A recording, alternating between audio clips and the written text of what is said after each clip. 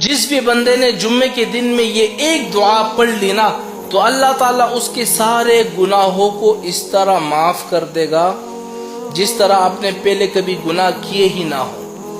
اور وہ دعا اتنی آسان ہے، اور وہ دعا آپ نے کب پڑھنی ہے؟ صرف جمعے کے دن میں، اس کے علاوہ نہیں.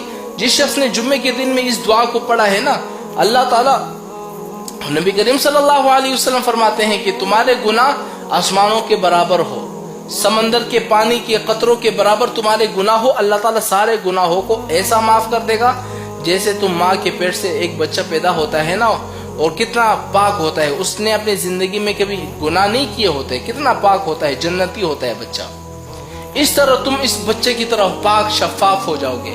اب وہ دعا کون سی ہے؟ میں آپ لوگوں سے کہتا ہوں کہ خدا کے واسطے اس دعا کا اہتمام کیا کرو، اپنے والدین کو، اپنے رشتہ داروں کو، اپنے دوست تک ان دعا کو پہنچاؤ. اور اگر آپ کی وجہ سے کس نے اس دعا کو پڑھ لی نا تو آپ کو بھی اس کے برابر ثواب ملے گا. اب وہ دعا کون سی ہے ذرا نوٹ کر لیں. یاد رکھیں، اگر آپ نے اس دعا کو سن لیا نا اور اپنے دوستوں کو نہیں بتایا، یاد رکھیں یہ ایک قرض ہوگا آپ پر، ایک گناہ ہوگا. یعنی آپ نے ایک اچھی بات سن لی اور اپنے دوستوں تک آپ نے نہیں پہنچائی. اب وہ دعا کون سی ہے؟ استغفر اللہ الذی لا الہ الا هو الحی القیوم واتوب الیہ. کتنی آسان سی دعا ہے. آپ نے جمعے کے دن میں اس دعا کو پڑھ لیا، آپ کے سارے گناہ معاف ہو گئے. یہ بندہ موقع تلاش کرتا ہے، یار میرے سارے گناہ معاف ہو جائے.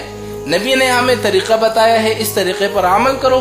جمعے کے دن میں اس دعا کو پڑھ لو، سارے تو گناہ تمہارے معاف ہو گئے.